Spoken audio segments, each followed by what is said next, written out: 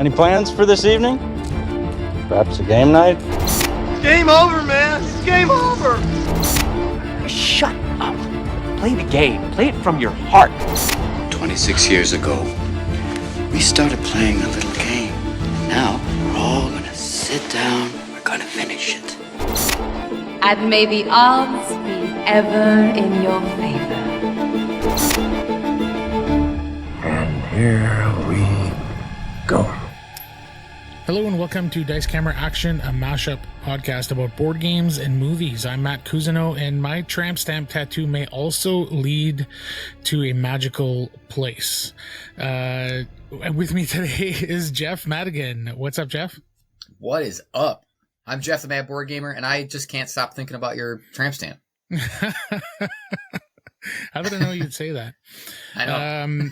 Yeah, so if you guys haven't figured it out yet, we're going to be reviewing Waterworld, and we've paired that with Underwater Cities, which, spoiler alert, is both one of Jeff and I's favorite games.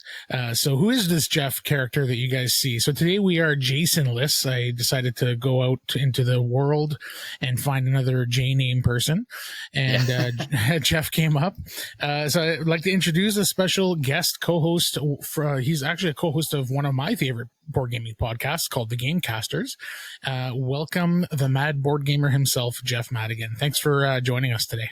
Thank you for having me. Thank you for saying the Gamecasters is one of your favorite. It absolutely is. I'm not just pumping your tires there. I love being the third wheel. I love being the third wheel on that show. It's perfect. So today on the pod, we're going to do some shout outs, talk about some games and or movies that we've been watching. We're going to have our feature review of Underwater Cities, which has been paired with a movie that comes with a ton of baggage and should be really fun to talk about. Kevin Costner's Waterworld from 1995. So Jeff, I reached out at some point, probably a couple of months ago at this point, and invited you to come onto our new adventure, this podcast that we're doing. And you jumped at the opportunity right away, and it's taken us a little while to kind of get organized and get to this point. But thanks for coming on and want to maybe talk us through the game and movie and how we kind of decided on this pairing. Yeah, it's been good. Again, thanks for having me. And sorry, Jason couldn't be here. Sorry, Jason, where are you? So you were like, pair a movie with something, and I'm trying to think, I wanted it to be a game that I love, and I love talking about. So I was like, all right, there's my top 10 games. I threw around the idea of like a Trajan Gladiator kind of thing. Mm-hmm. And I was like, you know what, I'm just going to go with my favorite game, Underwater Cities, my favorite game. So it's your number spoiler one. Alert. It's my number one. You can turn off the show now. It's my number one. Like, I don't even know if you're looking for a review of it, but thank you for coming. This has been fun. We'll see you later. So I was like, I have to pick that game.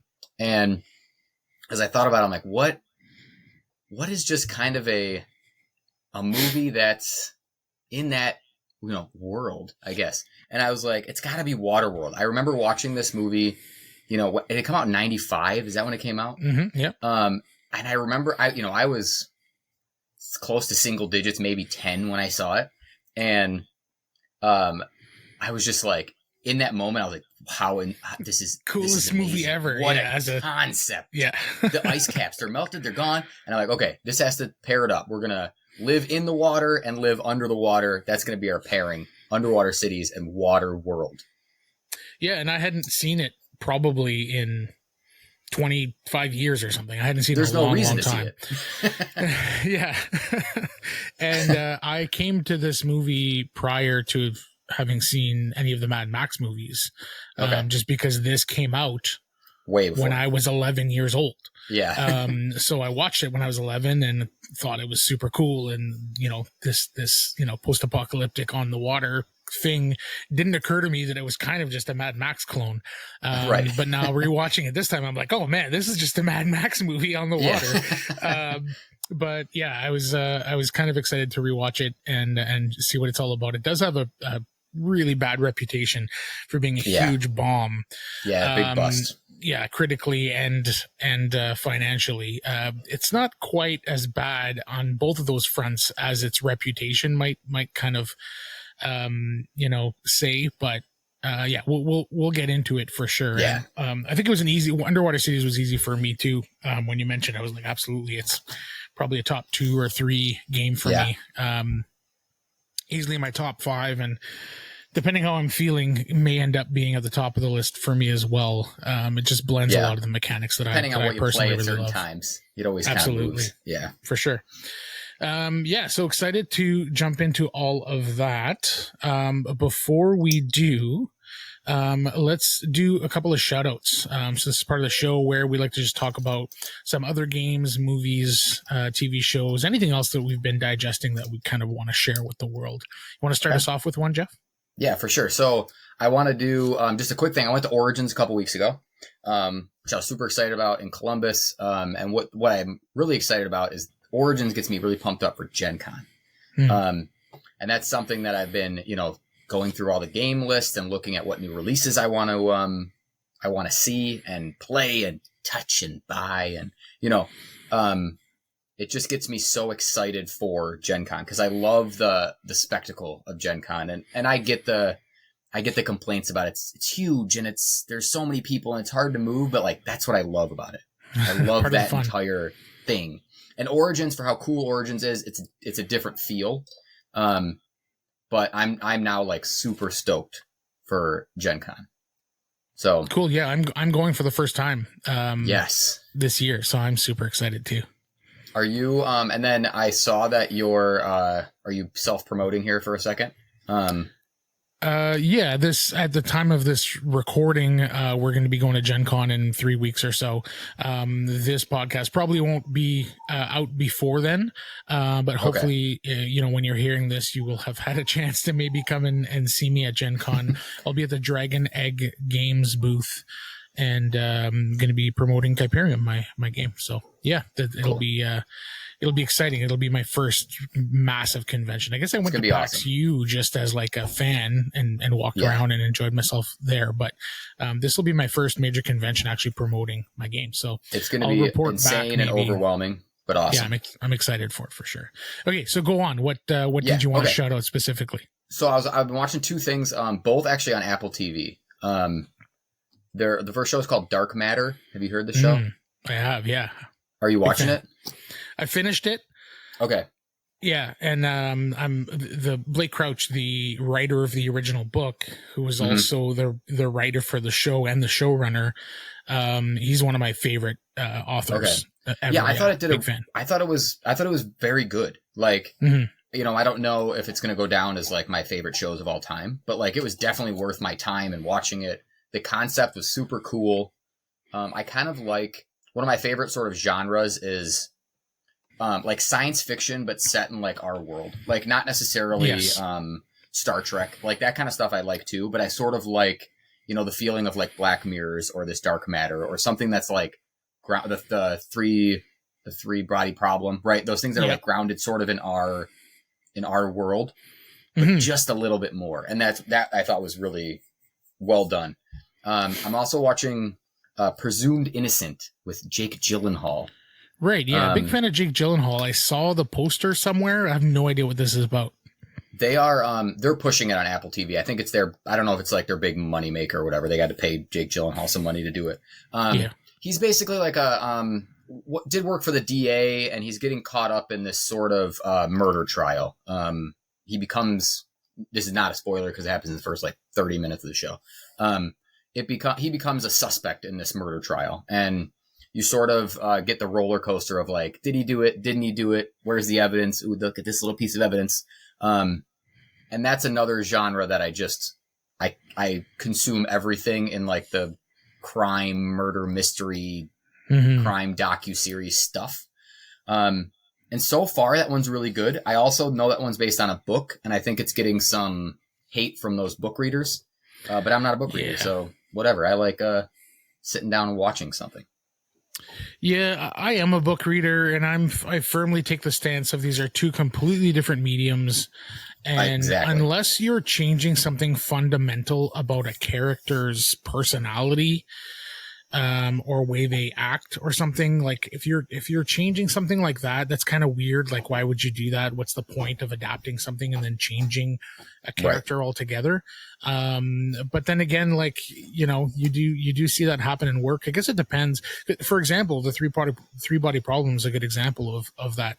The like group of scientists that we follow in the three body problem, most of them are one person in book. Oh, okay.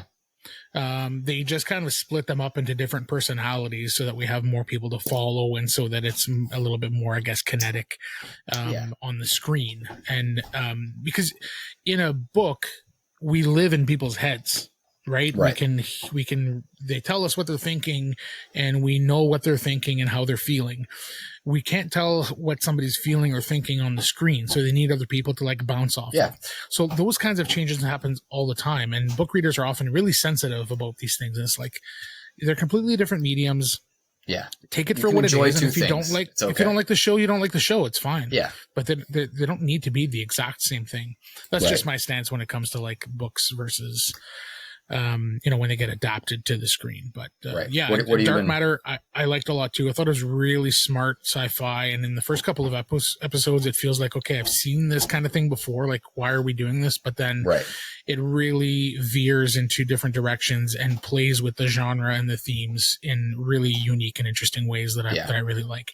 It did feel a little bit long in the middle, like it wasn't going anywhere. Yeah. For it was maybe one episode too long. That could have just cut there were some a lot of stuff like out doors opening, and you're like, okay, I get it. Let's, you know, let's move on. I get what we're doing here. Let's move on. So I think they probably could have cut, you know, and that sometimes is something that happens in TV because all the time.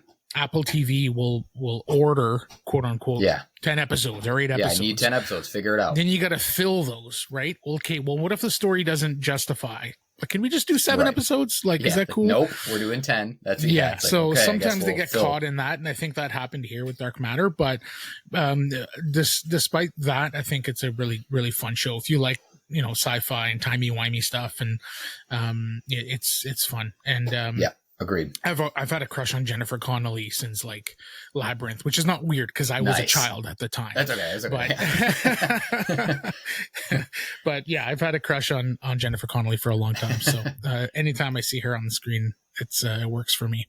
Yeah. Cool. So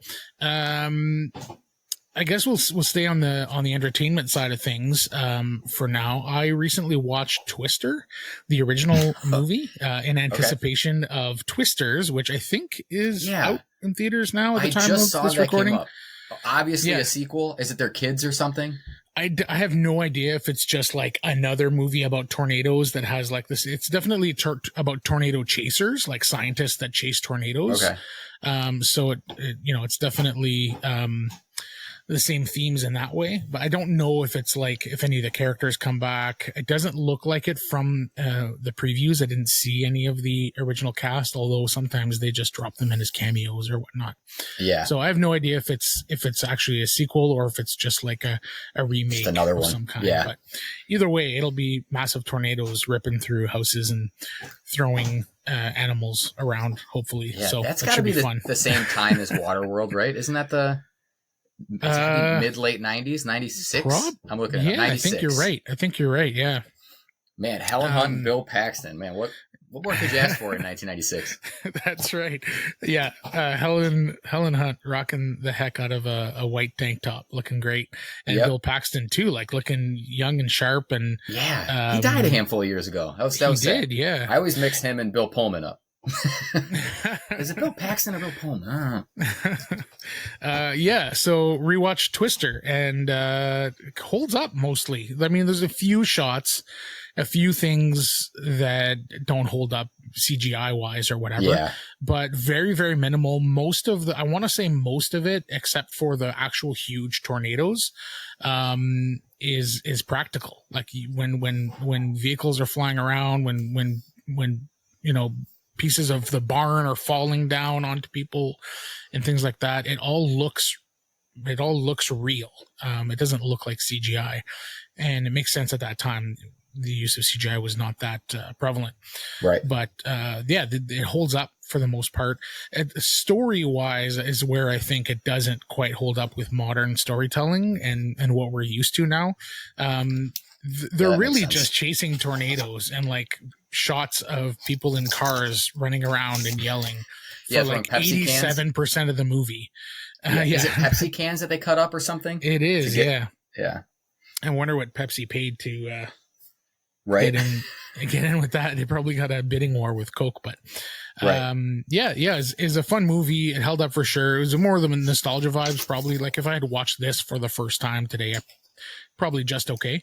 But you know, having that movie having been like a formative movie for me when I was, again, you know, 11, 12, 13 years old, I thought it was the coolest thing ever. I had it on VHS. I remember it. Fun to watch. Yeah. What else you got? If we turn into games, so I've only ever played like a CCG. I've only ever played Magic, like when it first came out, again, when I was probably, you know, watching Waterworld and Twister. And I never really touched like the Pokemon or the Yu-Gi-Oh or Flesh and Blood or any of this kind of stuff that comes out. And I've been now hooked and almost addicted to Star Wars Unlimited. The second set. So as of this recording, like a few days ago, the second set of cards came out, and I went and grabbed a few boxes and opened up the boxes and organizing the cards, and I'm just having a blast. I haven't even played with the second set yet. But I don't know. I have this weird of opening the cards, which everybody loves opening cards. I get that. That's not a me thing. Everybody loves chasing. Literally half the fun is opening cards and organizing and theory crafting and just like not even playing. Right. So I'm like, I'm trying to organize them, like put them in number order and put them in the binder and having the overflow cards and just trying to like get it all organized is really fun. And now I'm excited. The next step is to start like, the deck crafting. Taking the decks that I like from set 1 and mixing in the set 2 decks and just trying to like, you know, do stuff. And I haven't entered any like tournaments. I don't know if I even plan on it. I definitely more of just casual playing. I'll play with, you know, Ryan from the Gamecasters. I'll play with, I try to get my brother to play on Mondays, like before or after game night. But for some reason, this just kind of grabbed me. And I don't know if it's like the collector in me or if this would have happened with any other one. Like if I would have just picked up Pokemon 10 years ago, if I'd have been addicted, I probably would have been. Maybe it's just my personality. I'm like, I just want to have the cards and I just want to play them and I just want to touch them and have them. You know, I don't know, but it's been really fun to do all of that. Right.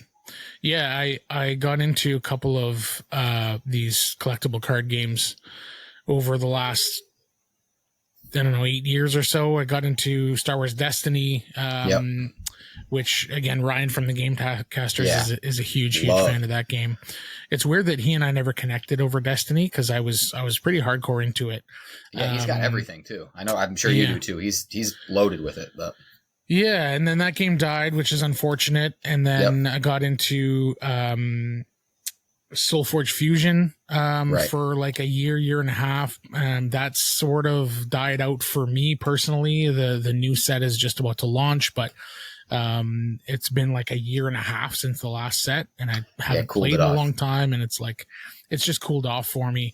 And then, I'm a huge Star Wars geek. I'm a big fan of Star Wars and everything Star Wars, books, movies, TV shows.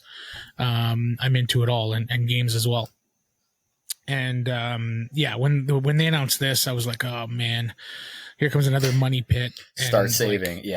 Start saving and start, trying to put some time aside.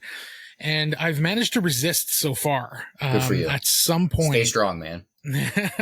At some point, I'm gonna go to a draft or a sealed event of some kind, and check it out. And every time one of these CCGs has happened in my hometown, I live in a city of about 160,000 people, so you would think that there would be scenes for these things that popped up more often.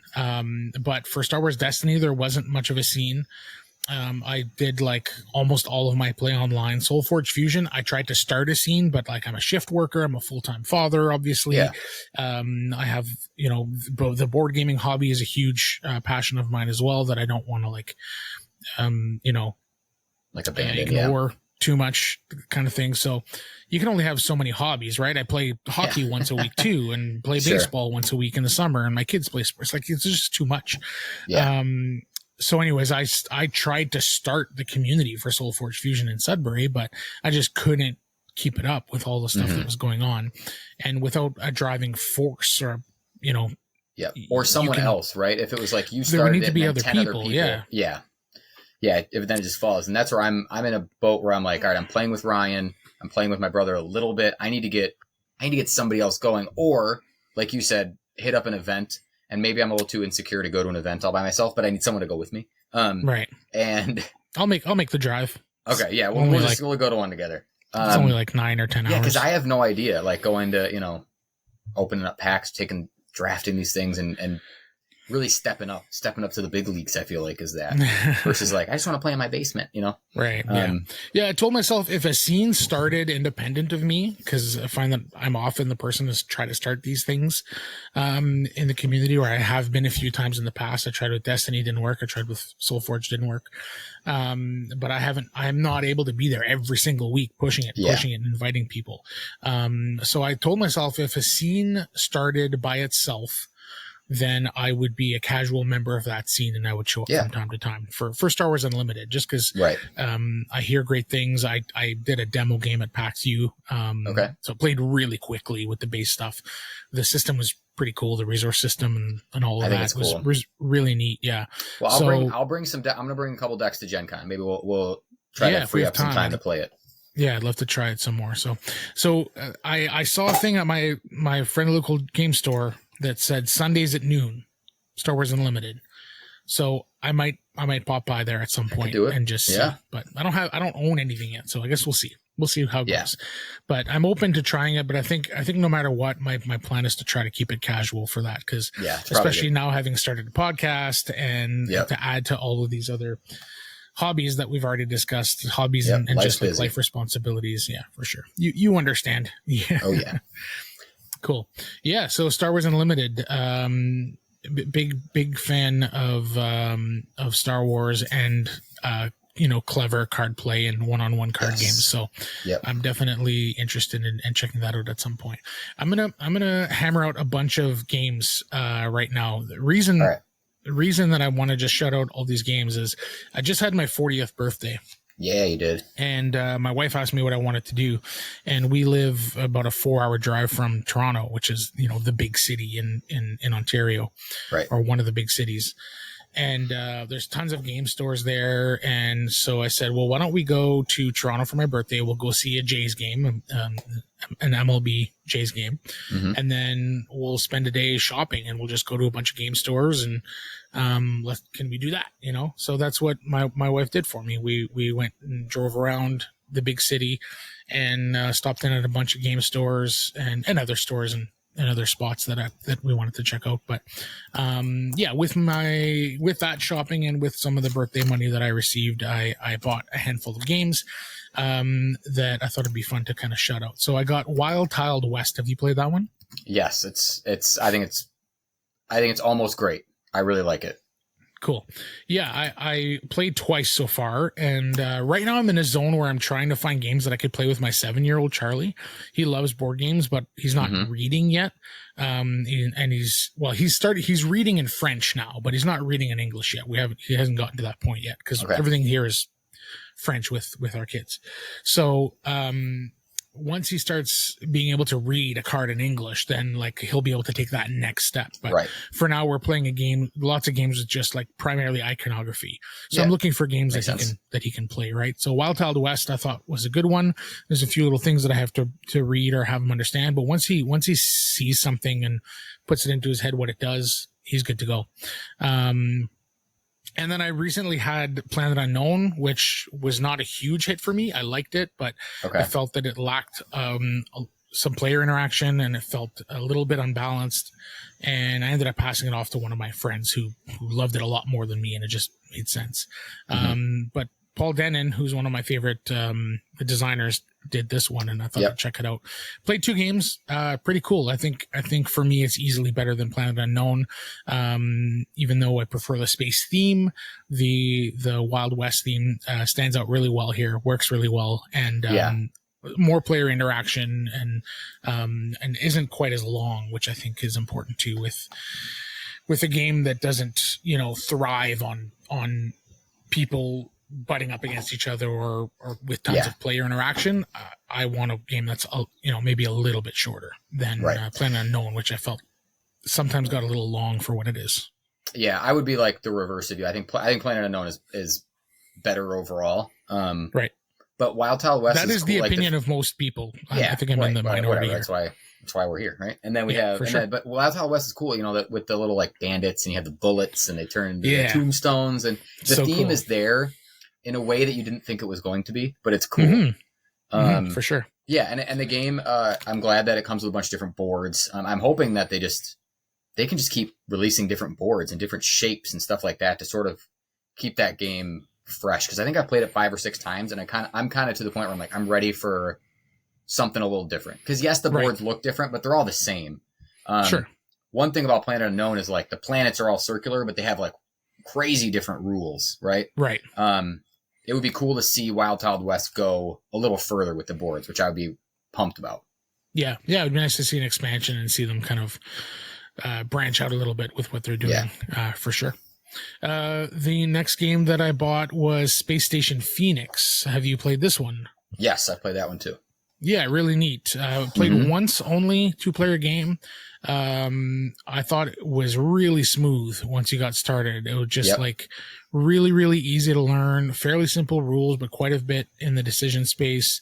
I like that you kind of have to deconstruct your... Yes, it's the best part of that. A bunch of cards that you start with, that you draft as your starting abilities or starting locations, and like kind of a worker placement thing. But out of these 9, they all have like a metal value that if you deconstruct it, you get that metal, which you can use to like build your space station and do other things. So you're kind of deconstructing your engine sort of, or your abilities, and then creating a new engine with the resources and the things that you get with that. And the timing, I thought, the timing of when to do those things, and I thought was the crux of what made this game really, really interesting. Yeah, and there's a cool interaction there with players too, because if I deconstruct part of my card or my ship, I want to look at what you're doing too, because if we both take out the same thing, because I can go on your spots, right, which is really cool. So you almost want to you're playing each other a little bit too. Go, all right, nobody else has this resource space. I'm going to keep mine because it's the only place to get it. Now people have to come to my spot. I'm not going to deconstruct that one. So it's it's a really cool game. I've played it at 3 players and 4 players, and it works great at those counts too. Very cool. Another one that I bought, haven't played yet, is Rolling Heights. Are you familiar with Rolling Heights? Familiar, but I haven't played it. Yeah, the AUG one. Yeah, same. So I'm excited for it. It's a city building game with a push your luck mechanic similar to like a Quacks, or even more comparatively, Cubitos would be a better one, where you're rolling. In this case, you're rolling meeples into a box, which is kind of weird. And if they land standing up or on their side, they give you something. If they're standing up, they give you more of that something or a better action. But let's say you start with 5 dice and 2 of them hit. You can put those aside, and then you can push your luck and roll the other 3. But if you ever roll blanks, you lose everything. Right. So it's that kind of push your luck mechanic. But then each of these meeples are different colors, and the different colors give you different abilities, and you're building a city. And it's very tactical. Like the city that you're building, you can actually build skyscrapers that get built with these little cubes that stack. And eventually you can end up with 6-inch little skyscrapers all over the board. Yeah, it looks cool on the table. It looks really neat. And it's another one that I thought I could easily play with my son. And, the fact that it looks cool on the table and you can build things is just bonus for a 7-year-old, right? For sure. I played Sky Team. Have you played that one? Yes. Yeah, Sky Team's great. Yeah, I picked up Sky Team.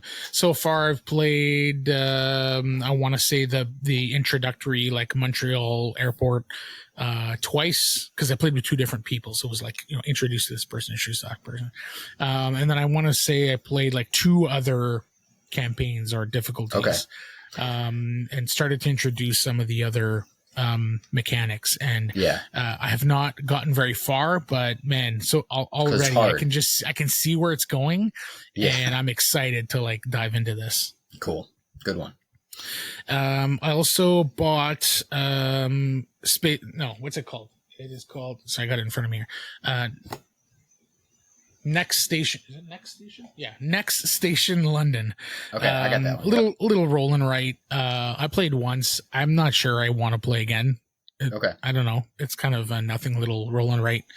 I guess there's probably emerging strategy, but it feels very solvable. There's only one pad.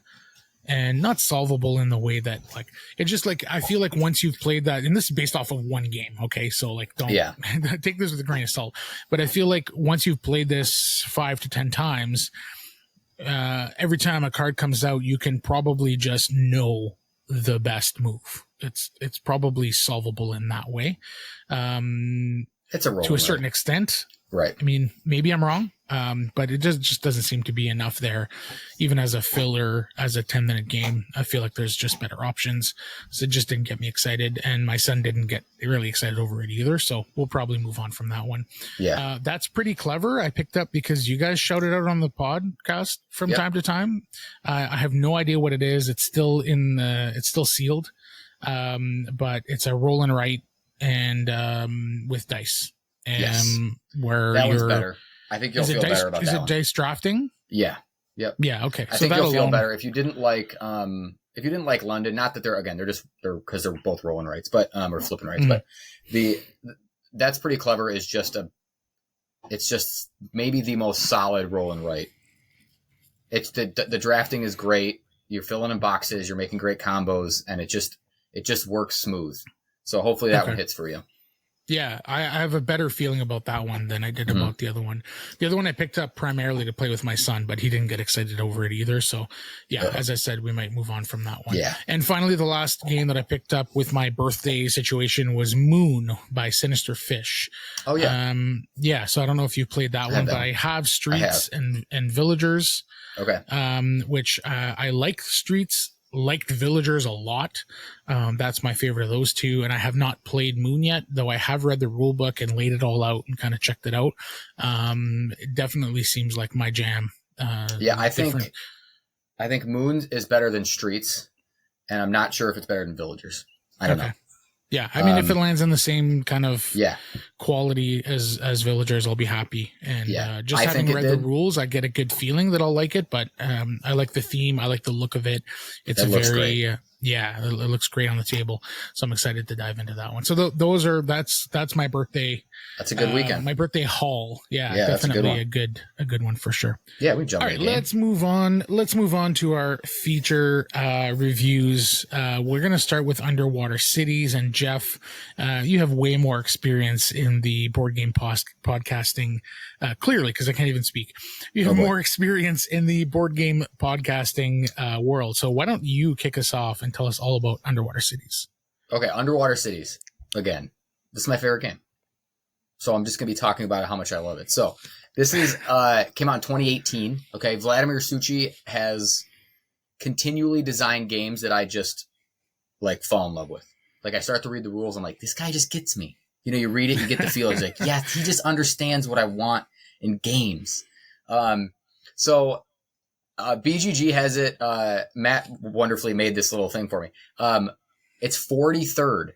On the BGG rankings. So it's in the top 100, top 50. I think it's 42 rankings, a little low, but it should be number one. But an 8.1 over an 8 on BGG is like untouchable, right? Those games are incredible. Whether you like them or not is a different story, because some of the games are rated highly to be like, you know what, this isn't my type of game, right? People play brass and they're like, you got to understand the game is great, but it's not for you. This game checks a lot of boxes for me. I think it's wonderful. So the theme of this thing, and a lot of themes in a lot of board games are like the people, like us as human beings have ruined the planet.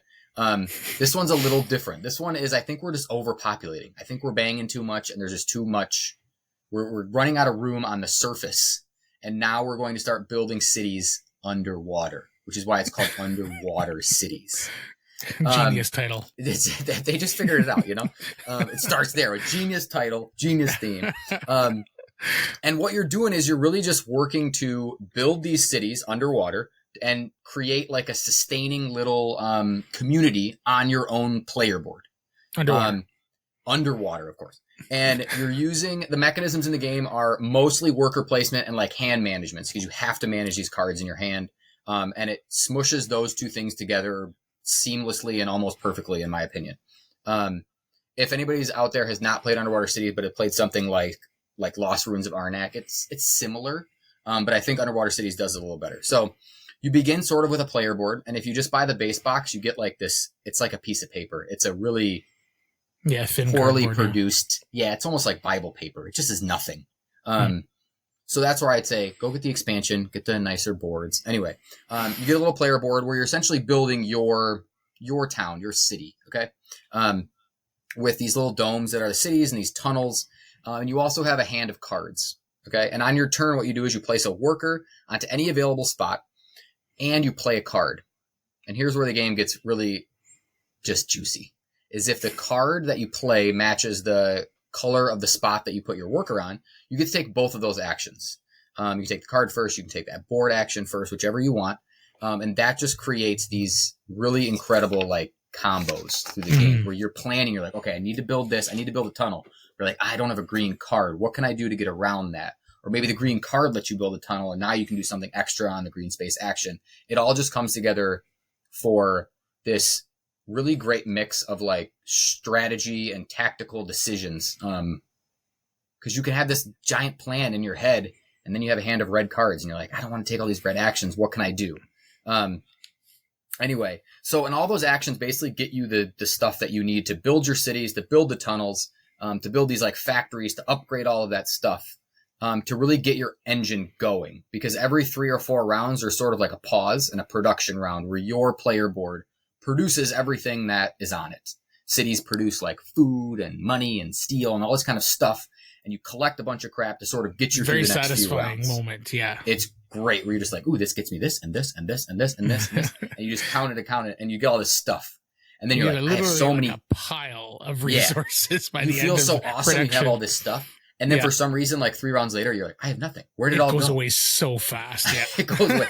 You just, in that first round after production, you're like, I can do whatever I want. And then like 4 turns later, you're like, I have nothing left. What do I do?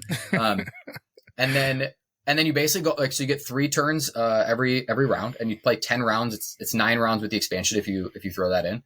And then there's a little pointality mix for the things that you've accomplished on your boards. There's personal, there's public objectives. There's a bunch of different ways to score points. There's an expansion. The expansion is called, what's the expansion called? New Discoveries is what it's called. New Discoveries, yeah. New Discoveries adds a must-needed dual-layer player board. If you've ever listened to the Gamecasters, you know that dual-layer player board. If you can get one of those, you should.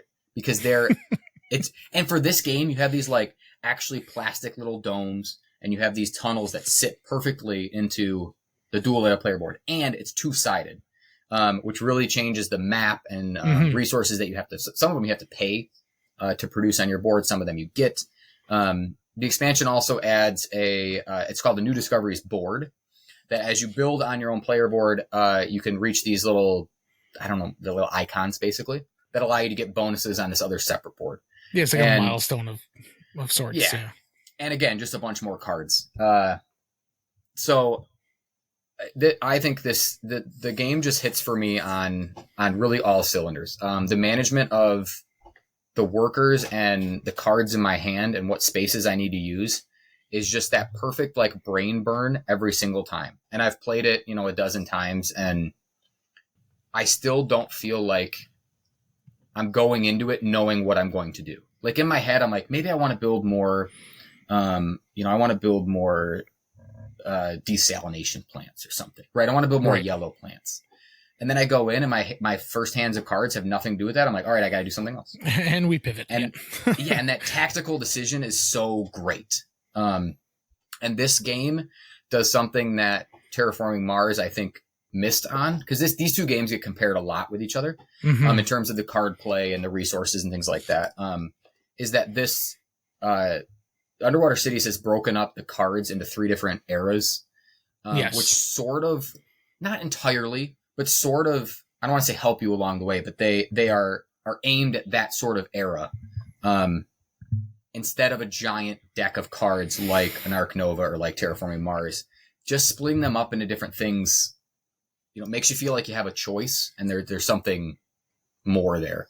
Yeah, I think primarily, like, there's nothing worse than getting a card that is clearly a late game card early in the game. That's just kind of not useful at all in building your engine or setting yourself up for success early, or getting an early game card as like your last couple of card draws. You're like hunting for something to like finish an objective or whatever, and you end up with like something that's like, every time you build a tunnel, get X, Y, and Z. And it's like, well, I don't have any tunnels left to build. Like, I'm at the end game here.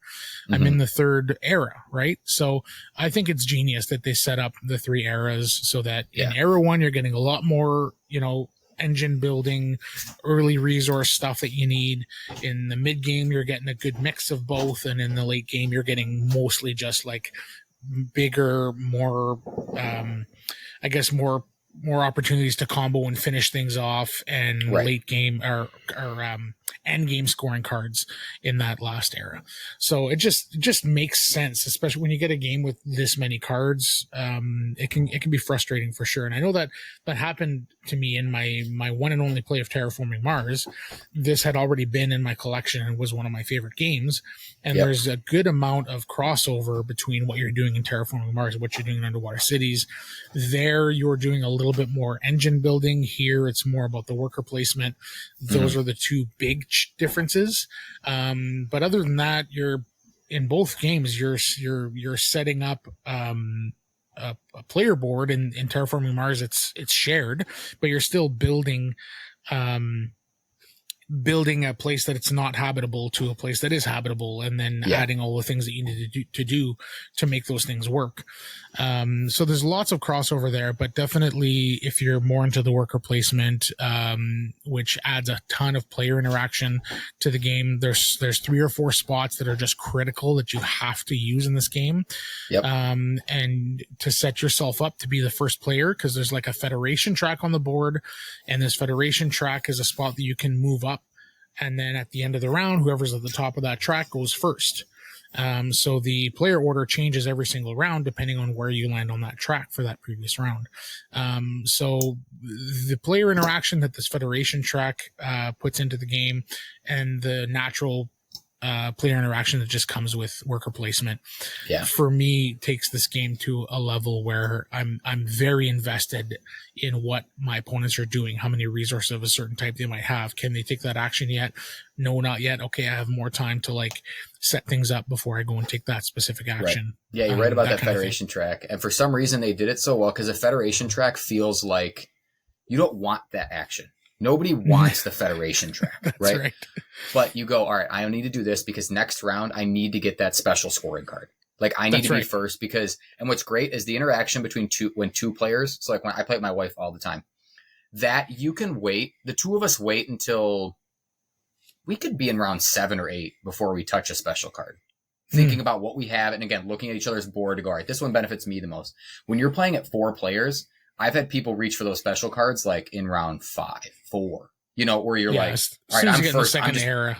Basically. Yeah, I'm just going to get it. Like, I'm first. This might be the only time I'm going to be first for the rest of the game. I'm going to take this card right now and build towards it. Instead of sometimes in a 2-player game, you can build and then go, all right, this is the best card for me. And it just works because like, here's this garbage action that you don't really want, but it's going to help you later, I promise. For sure. If used well.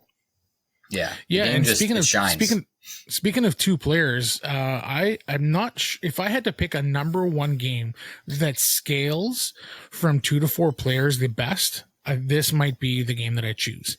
It's 2-sided, so if you're playing 2 players, the board, you're flipping the board over and you're playing on the 2-player side, which has less spaces, and it's set up in such a way that just makes more sense in terms of limitations and what you're trying to do with 2 players. You flip it over to the 3 and 4 player side. And then if you're playing 4 players, there's another little mechanism that they add.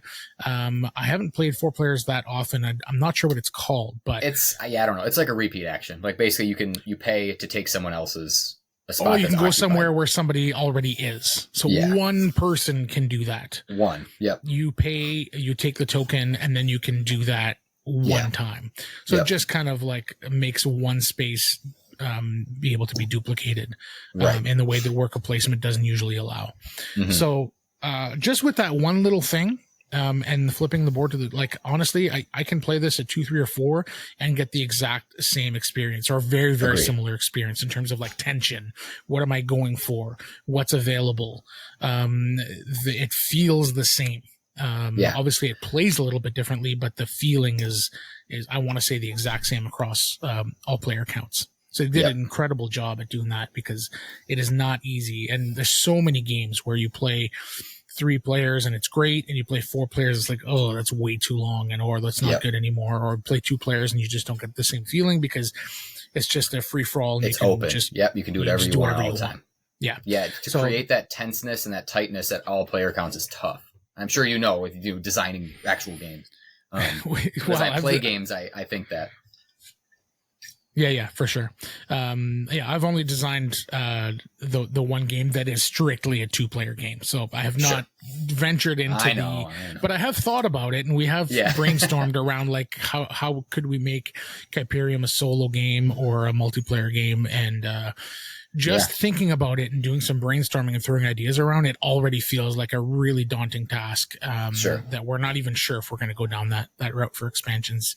So we'll see. But So I guess in terms of underwater cities, like, is there anything specific that's your favorite thing that maybe is unique that we don't see in other games?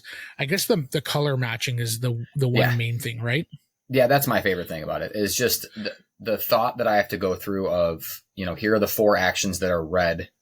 And I want to play this card, and that decision of I want to play this card or I want to take this action, and somehow finding the best route to do that is just is my favorite type of thought in that game. And it's just great. Yeah. So just to lay it out a little bit, maybe better for you guys, the board split into 3 sections. There's the orange section with like 6 actions, 6 worker placement locations or so. Then there's the red section, which has, again, 4 to 6 worker placement sections, and then the green section. And then the green actions are weaker, the red actions are mediocre, and the orange actions are really strong. And then the cards have the same ratio, but it's flipped. Reverse. Yeah. Your green cards are really strong, your red cards are mediocre, and your orange cards are weak. So, and at the beginning of your turn, no matter how many cards you have to discard down to 3 cards before you take your turn. Right. So it's very limiting in that way too. You're very much trying to make lemonade here, I find, in this game all the time. You're like, oh man, my options are limited here. What do I do? And you're trying to work towards a specific goal. So sometimes you're looking at a specific spot that you want on the board, but then you look at your hand and you don't have a card that synergizes well with that.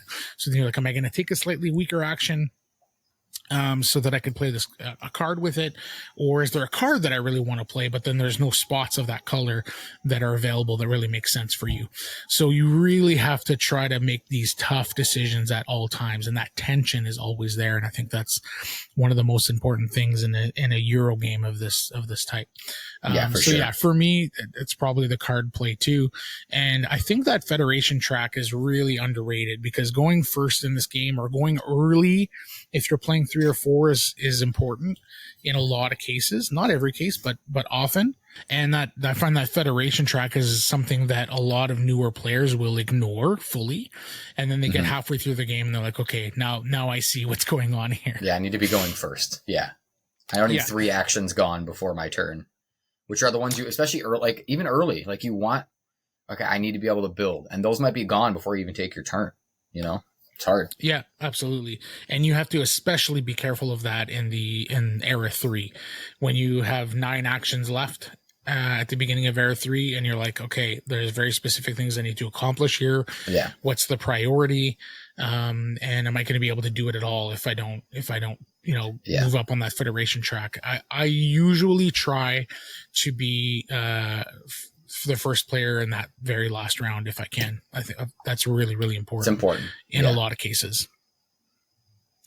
Is there anything in Underwater Cities that you think could be improved upon, or that you don't love specifically? Yeah, I guess what I like about games, maybe like a game like Castles of Burgundy, is the flow, and for how great this game flows from round to round.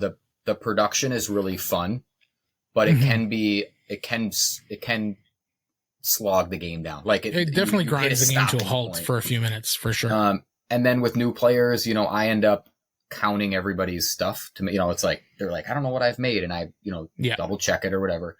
When you play with people who are experienced, that can be like a minor speed bump.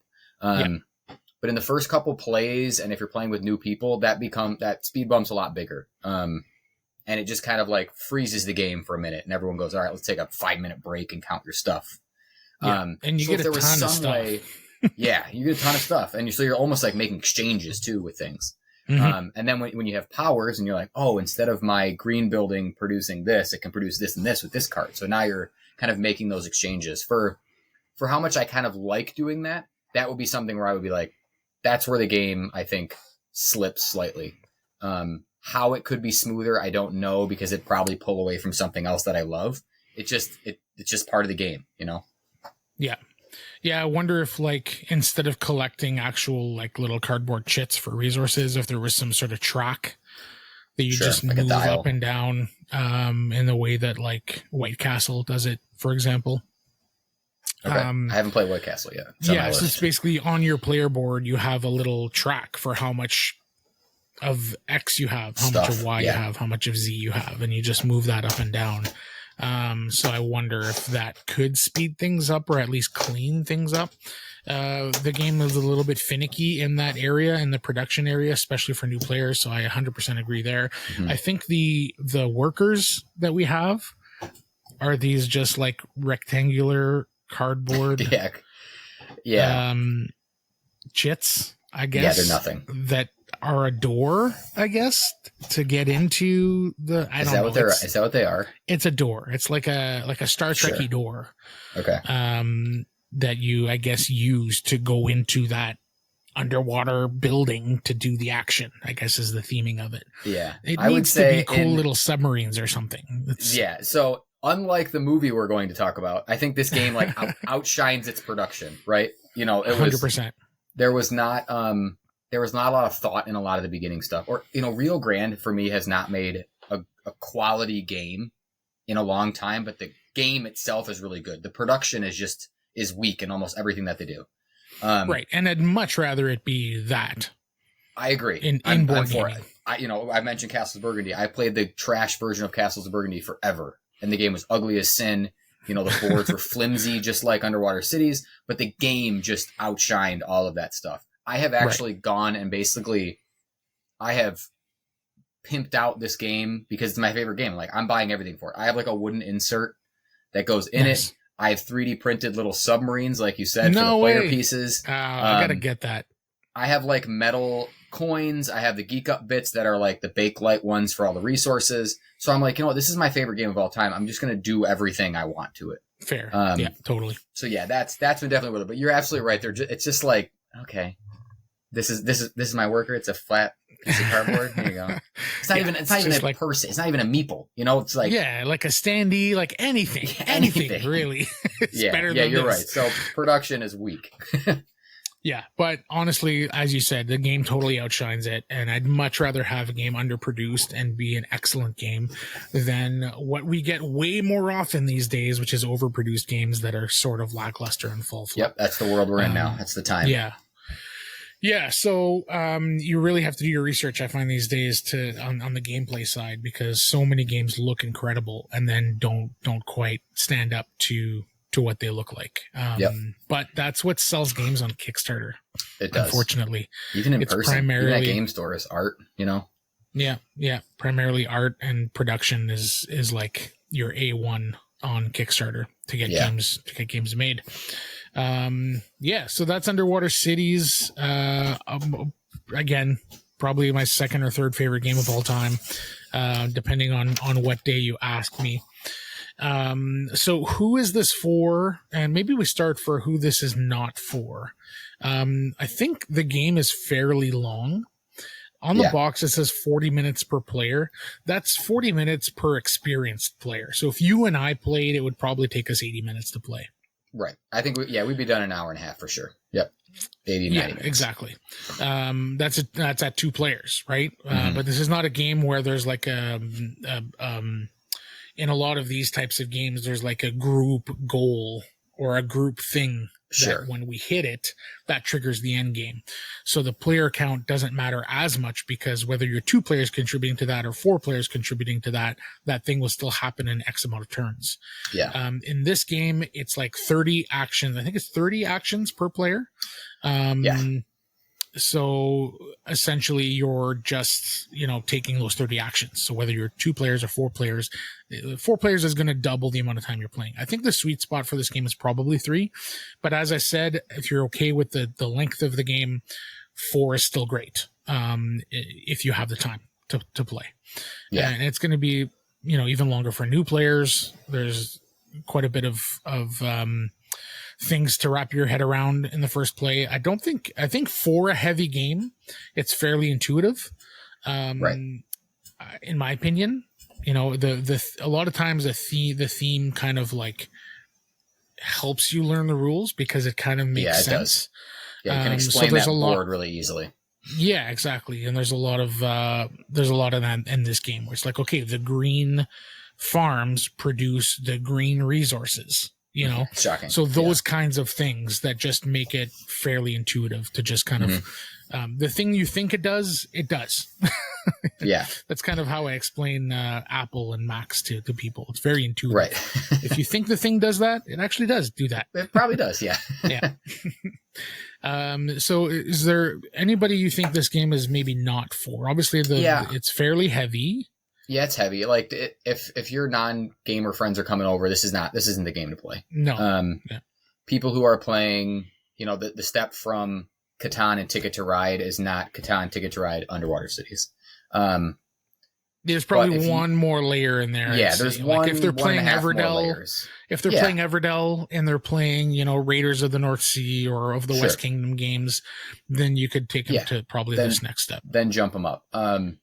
Yeah, it's not a grandma game, but I do think if you got a kid that's 10, 11 and has played games before, I think they could sit down and play this. You might destroy them because, that's what you do, but like you said, the actions are intuitive. Put a worker down and try to play a card that's of the same color, and let's just see how the game goes.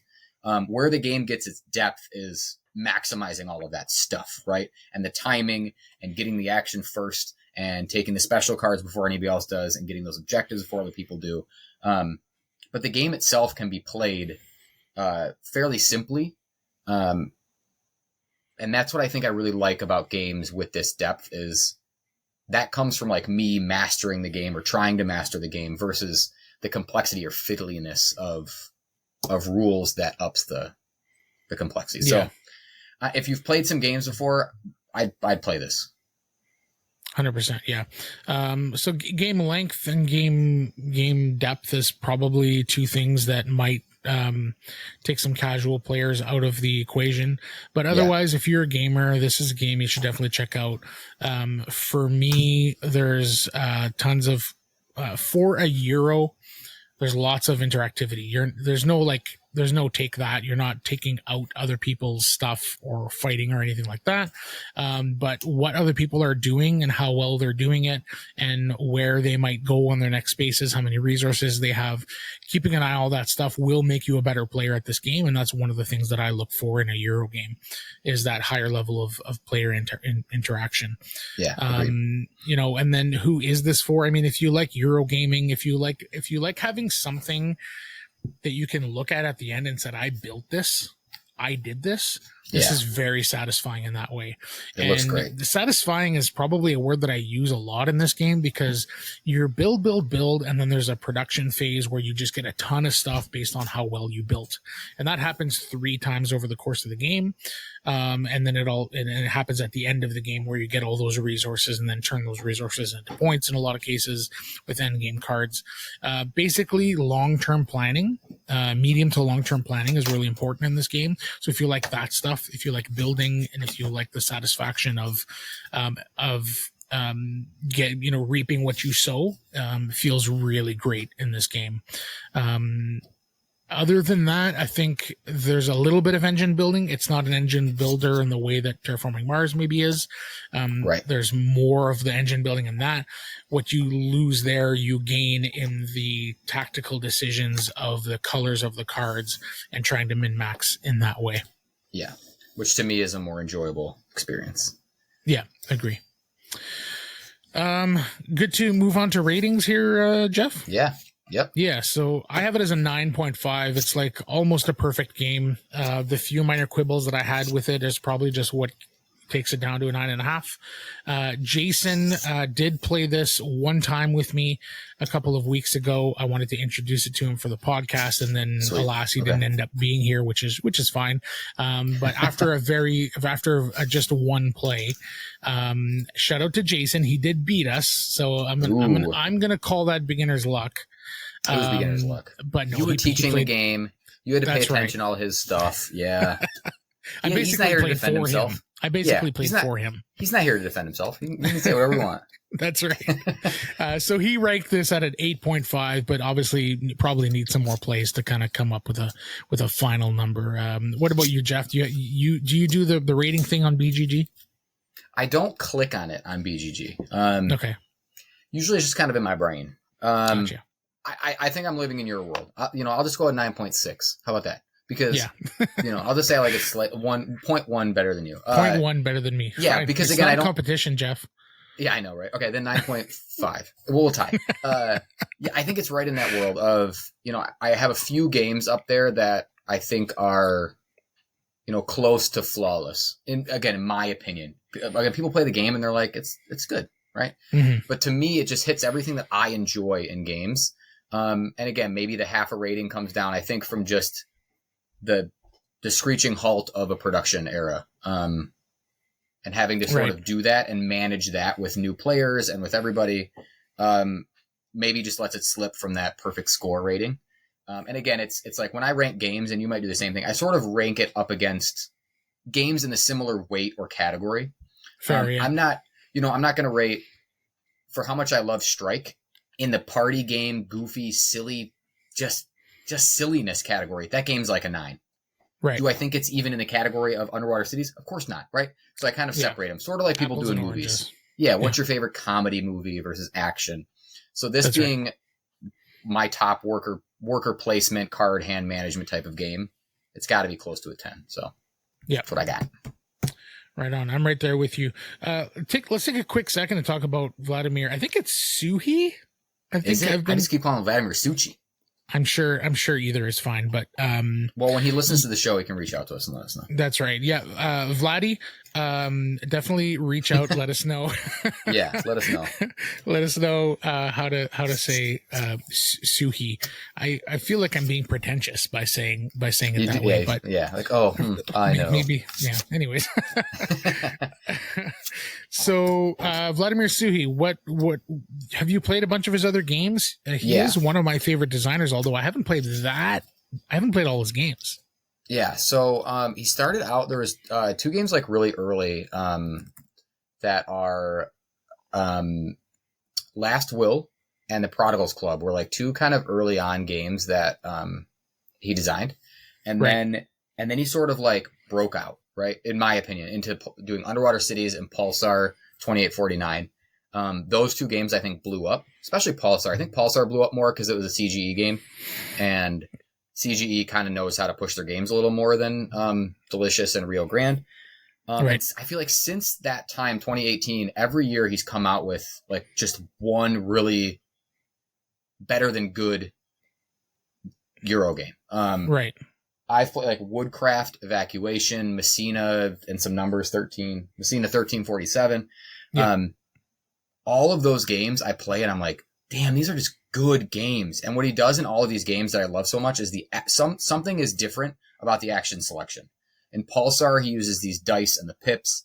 In Woodcraft, the dice drafting mechanism in Pulsar is genius. It is. And I'm like, dude, how does this guy do this? And then he's got this big wheel in, it's a saw blade in Woodcraft where you can pick in certain areas and you get bonuses depending on how far you go and how far you don't. You can't advance the game too far. Messina's got these like sort of like people tracks. We just played Evacuation, and Evacuation has a similar card play where you're placing cards next to the action you want to do, and the card also has an action. The actions have points, which allow you to do something. Everything he's doing is something creative with action selection, and I love that. Instead of just, this is what I'm doing, right? There's always some cool caveat to it, and I just enjoy a twist, it. Yeah. Yeah, I appreciate that a lot. I mean, there's only so many game mechanisms. So if you can find a way to really iterate and do something unique, I think that's important. That's what we tried to do with Kyperium, right? Like having to place your workers on your opponent's cards. Yeah, that's I felt like that was unique and interesting. And so we built the whole game around that. Yeah, that's the thing. Yeah, exactly. That's the main thing. You know, that's the elevator pitch. That's what you're going to hear. Yeah. And there's a lot of that. Like if you tried to give an elevator pitch for a lot of other games, it just sounds like every other game. Yeah. You put a worker on this spot. Done. Like, I don't want to hear it anymore. And then you get a thing. You get the thing from that spot. Yeah, you get a thing. Okay. Right. You need, and we talk about this on the Gamecaster show all the time. These games, especially because we're in an era of everything's repeating. All right. Oh, cool. We're rolling right. Great. What's your thing? What's the thing that's going to make this game what differentiates or it? Cool. And it seems that Suhi does that quite a bit, which is gets it. What put me in you know, in his camp. I'm a huge Suhi fan. Pulsar, I'm a big fan of. Evacuation, I've played twice now, and it's maybe one of the hardest games I've ever played. I enjoy it, but man, is it tough. Again, can be played casually, but it's a hard game. Yeah, like the rules aren't necessarily that difficult, but man, is it tough to do something well. Right. It's tough to do that game well. Yeah, and to be good. But the resources on the different, like in the old world versus the new world, that's the thing for this game, right? Yeah. For Evacuation. Why is it so hard? And then like Last Will is super fun too. That's a game where you start rich and your goal is to just get rid of all of your resources. Maybe that'll be our next episode. If we continue to do this in the future, maybe a year from now, we'll do Last Will and Brewster's Millions. Sounds good. That's great. Yeah. So, and then Woodcraft is one that's been on my radar that I almost purchased with my birthday, excursion, but I ended up picking something else up instead. But I definitely need to check that one out. I hear great things. Waterworld. Let's dive in. So Waterworld was released in 1995, directed by Kevin Reynolds. Stars Kevin Costner, Dennis Hopper, and Gene Triplehorn. Famous for having like a nightmare production, going way over budget and gaining a really bad reputation before it was even released in theaters, resulting in a really poor box office haul. So the synopsis goes as follows. So in a future where the ice caps have melted and the earth is fully covered in water, a mutated man known only as the Mariner, played by Costner, is trying to survive in this impossible world. He battles with a band of jet ski riding pirate types called Smokers, led by a cycloptic and deliciously villainous Dennis Hopper. Our main character comes across a curious child with a mysterious tramp stamp tattoo, which may or may not, make her an actual GPS that leads to the rumored dry land. So Costner tries to protect the child and find his own way to dry land in a wild movie that could easily be called Mad Mast Fury Boat. Nice. So there's a ton of stuff to talk about here. So we're going to start with our just overall thoughts, what your relationship maybe is with this movie. Did you see it when it came out, that kind of thing, and how you feel about it now. So when did you first see it? Probably just as a child, as you said a while ago, or? Yeah, so not in theaters, but we got it. I want to say my brother got it on VHS for like a birthday or something. So it was a new release on video. So if it was 1995 in theaters, I would say maybe I felt like back in the day it took like 6 to 8 months after the theaters for us to get it on, the peasants to get it on VHS tape. Yeah. So it was probably 96, right? Right. Putting me in that 10-year-old range. And I don't know, I thought it was cool. As a 10-year-old, I'm not looking for the acting or the deep story or, I'm just looking at like, this is insane. This cool. guy in the first scene drank his own pee, like, okay. And then these like jet skis are like flying around. That's your definition of cool, Jeff? Yeah. Like, look at this guy. Look how badass he is. He's drinking his own pee. And there's scene where they're like underwater, right? And the jet skis are like waiting, and then they like shoot out of the water. Yeah, like, that was cool. It had a lot of cool visual stuff. Yeah. As a 10-year-old. But I do remember but I'm also as a 10-year-old not listening to, Robert and Ebert or whoever the people are, right? I'm not listening to them. I'm going, that's cool. But as I got older, I remember hearing all the stuff about like Waterworld, this huge flop, it lost all this kind of money. And then I was kind of like, okay. And I did see it again in like high school and going, all right, it's not good. Like it's not great. There are just holes in the movie and, it just seems like it flopped. Yeah. And then I probably didn't see it again since then until recently when we watched it. And I think now watching it, I'm like, it's not the worst movie. It holds up better than I imagined. Not bad. Yeah. Like there's some goofy stuff in it, but I'm like, it's not. I've seen way worse movies. For sure. Yeah. It doesn't fall into that, like, I'm a B movie and I know it. Right. Kind of scenario for me. And I probably have a similar trajectory with this movie as you did, watch it as when it first came out, probably not in theaters, but at home. And then maybe not since. Like I probably saw it on bits and pieces on TV here and there, as you do. But I don't think I sat down and watched it all the way through again until just like, I watched it twice over the last month, I want to say, just to in preparation for this. And it's more fun than I thought it was going to be. And it's not, I'm with you. It's not a good movie, but it's also not terrible. It's not. And the production value and there's enough cool stuff in there that I was entertained and I had fun with it. So it's definitely not it definitely holds up better than its reputation, right? Yeah, because I agree. This, I'm going to go through a bit of a production breakdown here because there's a lot of really fascinating stuff that went down with this movie. Yeah, you sent me this list and I was blown away by a lot of the stuff. So I'm excited to talk about it. For sure. So we'll go through some of this stuff, but like the movie got a terrible reputation for being a really bad production and a problematic production with like injuries and going over budget and all of these egos clashing. And that doesn't happen very often, but all of that leaked into the public and into, the eyes and ears of not only publics, but critics and like, the media outlets and all that stuff. And basically the movie was a flop before it even was released. It didn't have a chance for that reason. There's more modern, examples of that. I want to say Rogue One, ran into that. Solo, a Star Wars story. There's a couple of Star Wars movies that had that happen recently. Sure. But this is also in a different time period, right? In the mid 90s, it's harder to get that information out. Like right now, everybody knows if somebody picks their nose right on set. So it's like that kind of stuff easy flies out and people have access to the internet to blow it up. But 95, it was like to have that hit the news in that way. It was a much bigger deal for sure. Yeah. Yeah, 100%. So I have a list of things here. I'll try to fly through it as quickly as I can, but we'll have some fun with it too. So the script bounced around Hollywood for a while, but wasn't gaining any traction. Studios seemed to like the concept, but the script itself was kind of a mess. It did start as a B movie. And then when Costner and his group got a hold of it, they wanted to make it into not a B movie and make it an actual great, big action, production, right? Put big some money production into it. action Yep. flick and put some money into it. But then the studios were kind of scared of it for that reason, which made sense.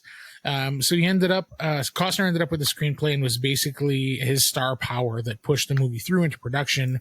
Because at that time, Kevin Costner was a huge star. So from 87 to 92, he goes on an insane run of movies, including The Untouchables, Bull Durham, Field of Dreams, Dances with Wolves, and Robin Hood, Prince of Thieves, JFK, The Bodyguard, including winning some Oscars in there as a director, producer, and a lead actor of That's Dances a great with set Wolves. of movies. That's a great handful of years. Yeah. So 1993, 94, when they're like making this movie, his star power is enough to be like, okay, we'll put some money behind this. And that's more or less what happened. Kevin Costner famously went to Steven Spielberg asking for some help, to say like some advice. And, I'm shooting this movie, that takes place completely in water. And obviously Steven Spielberg, having made Jaws, which was another famously, disaster of a production, went to Steven Spielberg and said, what are some, pieces of advice you might have? And Spielberg said, don't shoot in actual water. Don't shoot in the ocean. Do it in a close, you do it on set, you fill, tanks and pools, and you do it that way. And it's very doable. In 1995, we had the technology to do that. Plenty of movies had done that. But Costner was determined to shoot it in the actual ocean. So he ignored that advice. The script was plagued with multiple rewrites. They didn't even have the script finalized in time for principal photography. So they moved forward without a complete script, hiring a young Joss Whedon to be on-set writer. Ultimately, it sounds like Costner just pushed all his ideas through into the film, and Whedon didn't really have much actual say in the script. At one point, Whedon had said, the only thing that could save this thing is a complete rewrite. So there's not much you can do without like completely halting production. So he just did what he could to punch up some of the dialogue. But ultimately, Whedon was kind of pushed aside and didn't have much of a say at all.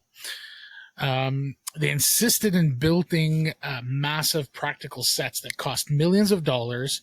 And the big main set, which is that like barge, not the oil tanker, but the horseshoe shaped, circular shaped barge. Oh, sure. Yeah. So that cost like multi-millions of dollars to build and to maintain, and then took millions of dollars worth of damage during a hurricane. So there was we set it up in the ocean. What do you think is going to happen? Yeah. And it's funny because, I don't think I wrote that here in these notes, but the location where they chose to shoot had this Hawaiian, because they shot in Hawaii, off the coast of Hawaii. Okay. And it had this Hawaiian name. Later find out that this word in Hawaiian means high winds, lots of winds. It's one of the windiest places in the world. Oh, who would have guessed? And this is where they decided to shoot. So multiple massive storms, cost millions of dollars to the sets, halting production. They had to like rebuild that barge. One of, his boats, sunk, in one of these storms, and they had to like actually find a way to get it out of the water. So that halted production as well. The two female leads almost drowned when that craft sunk. Costner himself got caught in a storm on the scene where he had to climb to the very, very top of his boat into like the little perch there. Okay. He was up there and he was tied down so that he couldn't fall. Sure. And then a storm rolls in, and it's not safe to send anybody up to take him down. It's not safe for him to unclasp himself and come down. So he literally just hung on for dear life for like an hour or two while the storm passed, and he was just stuck up there. So it's the scene, I think, where the helicopters flying around it. Okay. And so I think that's the scene that happened. What all these things just could have been avoided.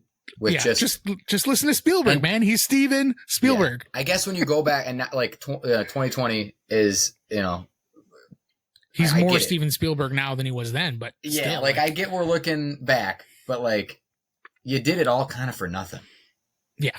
It sucks. It sucks. It's not like you were like, all right, well, let's put $1 billion like Avatar did. Let's make $1 billion movie and then we'll make a $5 billion profit. This is like, you did all this stuff. You almost killed a bunch of people and then you kind of flopped.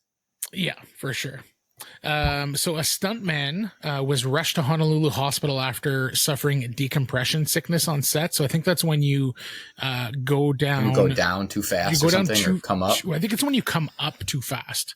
Okay. Because your lungs have to like adjust to the pressure or something. I'm not a doctor and I don't know the details of this, but it's literally like a thing that could kill you. So he was rushed to the hospital, and then like, it's one of these things where once you cross the threshold of like, oh, it's not going to kill you, then you're pretty much fine again. But it's something that he had to kind of fight through. And once he crossed that threshold of whatever's happening in his body, he was fine. And he actually was returned on set a few days later, despite almost having died. So I guess it's one of those things where, if you don't die from it, you recover pretty quickly. Sure. But it is a life-threatening thing that could have been a big issue. Yeah. So there were no bathrooms on that big barge set thing. So people had to be shuttled to the mainland on a regular basis if they had to go number 2. And if you had to go number 1, well, I'm sure they figured that out pretty easily. Fish pee in the ocean too. It's fine. That's right. The budget kept growing and growing. Initially, the studio had greenlit the production at around $90 million and eventually ballooned to over $150 million. Adjusted for inflation, that's almost $310 million today. That's crazy. So that's the cost of like Marvel movies are basically is that where it sits? What are one of those? I was going to do some Googling for like average cost of the Marvel movies, but yeah, they're $200 to $300 million. Okay. For the production. We're not talking advertising and everything else that they do. Of course. Yeah. Depending on the movie, Ant-Man cost probably a lot less than the Avengers. So there's a spectrum there. Okay. For sure. But, $200 to $300 million for the massive ones. So the word of all these issues, as I said, got out into Hollywood and eventually into general movie-going audiences, and the result was underwhelming box office return. And the movie is rumored to have lost over $100 million when all was said and done. That being said, I know for sure that like that was the initial number. Yeah. When you factor in DVD sales and being played on TV, merchandising, whatever else, all the other things. And, ultimately, I think the movie ended up being more or less even, is what I heard. There's no like confirmed numbers, but that's kind of the general thought now is that 10, 15 years later, it was able to more or less make its money back, but it didn't make any money, and the headache that it caused with the studio and everything else was probably not worth it. Probably not. Yeah. So that's kind of just the production background. Kevin Costner insisted on so he rented or had a villa, I guess, and then was rumored to have been cheating on his wife at the time with one of the staff members of the villa. That turned out to be probably fake.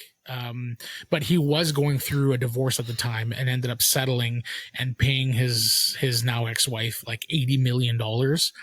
And then the other thing that happened with this is that at one point the studio was either going to pull the plug or cut a massive section of the movie or do something, and Costner was just not having it because he was the main creative force behind this movie.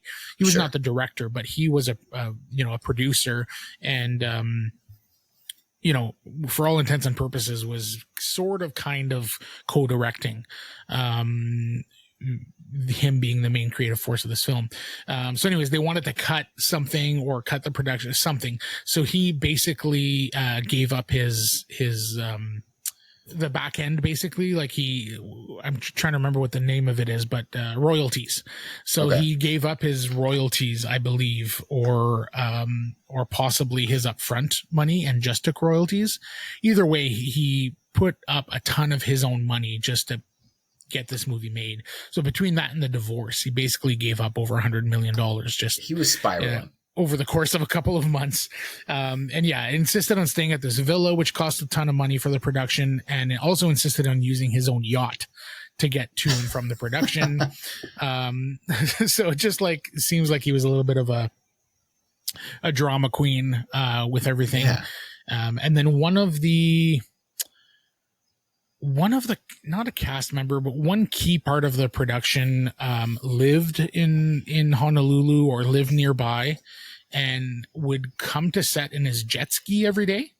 And it was something like 60 miles. What? Yeah. And then one day, he would just leave in the morning and then, you know, get there and do his day and then come back. Well, one morning he didn't show up and they thought, oh, he must be sick or something. Well, it turns out he ran out of gas and he was, you know, in the ocean, in the middle of the ocean, sitting there on his jet ski, waiting for people to realize. Well, it was near the end of the day or, you know, midday when they're like, they decided, I guess, to reach out to his wife, and his wife said, no, he left this morning. He should be there. And so they sent out a search party Oh my God. to try to find this They guy. find But he him, spent obviously. yeah, they found him, but he was sitting on his jet ski in the middle of the ocean, probably very thirsty and hot. But God. yeah, just like, this is tons of stories. This is only scraping the surface. Like, I just went for the most interesting stuff, but like, Yeah. if you do the research, there's documentaries and podcasts and YouTube videos with just tons more stuff of this nightmare production. But let's dive into the movie. Yeah. We won't spend too much time on it, but I think the most interesting part was some of this, this production stuff. But it's almost like the movie shines in its failure. I liked it. Yeah. Yeah, absolutely. Absolutely. It's become, you know, is it cult classic might not be the right word, but like, you know, how many other flop movies have people done, like you just said, podcasts and documentaries and YouTube videos on, right? This has to shine in its failure in a lot of different ways. For sure. But yeah, and like, I think you know, if it like didn't not have all this, 100%, if it didn't have, like, there's no way to know this, like an off time machine, but I want to say that if it didn't have all these production issues, it probably would have done a little bit better and it probably would be fine. It wouldn't have this reputation of being this huge, terrible flop and all of that. It would have just been another movie that slightly underperformed. Yeah, but would it be forgettable and no one would talk about it? You know, it's like, is it, you know, no, I think it's doing enough interesting things that it would be, Yeah. it would still be in the zeitgeist. Like, we would still, like, you could say the words Waterworld to a random Joe on the street and he would know that it was a Kevin Costner movie. Mm-hmm. It certainly is that now, but I think it still would have been otherwise. There's a lot of fun stuff here in this movie, despite a lot of bad stuff as well. Yeah. So for me, the production design is the main thing that takes this movie from being absolute dog shit to being like kind of okay and fun to watch. Like, the design of his ship is so freaking cool. Yeah, it's cool. I'm trying to remember what it's called. It's like a trimaran or something like that, because it has three. The three little floaters or whatever the hell those things are called. Pontoons or whatever you call them. So that thing is cool. And like, all the scenes where he's running around on his boat and flying off of things and then cranking the thing and then tipping it. Yeah. I mean, all that stuff is so cool. I'm like totally on board for that. Like, this is cool. Well, I'll jump into that one fight scene where they, you know, fight scene, you know, for lack of a better, where they, you know, Dennis Hopper's got his people under the water and they have the bodies kind of waving, right? They take that ship over, kill all the people on it, and they're like faking the waving. Just thinking about, all right, you know, they have the big ship, they have the jet skis, they have the ammo. He's got this, what kind of looks like on the surface, this rickety old boat.